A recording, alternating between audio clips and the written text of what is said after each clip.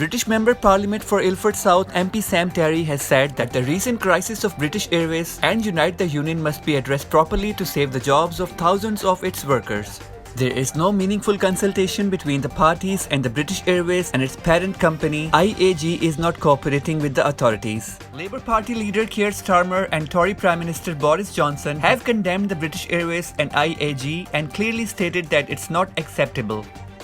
Talking with the renowned human rights activist Raja Zeeshan in the social media program Free Speech with Raja Zeeshan, MP Sam Tarry has said that the impact of coronavirus has been massive.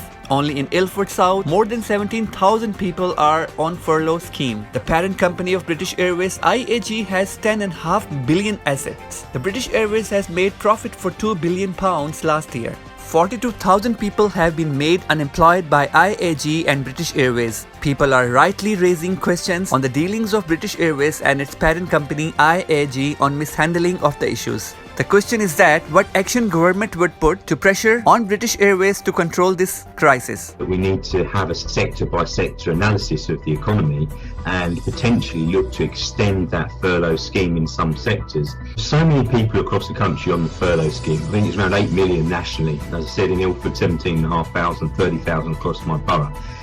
On best case scenario, let's hope, say, that 90% of those people retain their job at the end of October when that scheme runs out.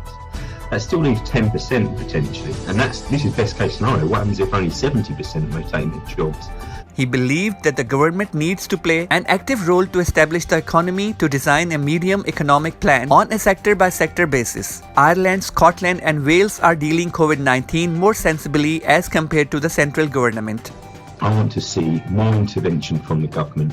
I want to see a more thought-through, medium-term plan for the economy on a sector-by-sector basis. He said it would take time to put economy at the same place where it was before, as COVID-19 has changed all the dynamics. He also hoped that the government has learned from the past and hopefully they would deal the second wave of COVID-19 in a better way. He added that we need to be prepared accurately this time. He also agreed with the point that the central government has non-cooperative attitude with the Mayor of London due to the party politics, as government has removed the Transport for London's operating grant and conditions placed on the COVID-19 financial support package.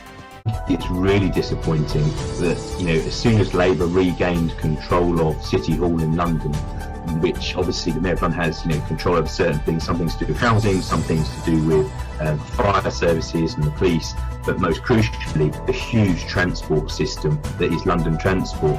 London is the only major city in the world that doesn't receive government subsidies for running costs. The communities need to be united to promote interfaith harmony, and we must look after each other, especially in these challenging times.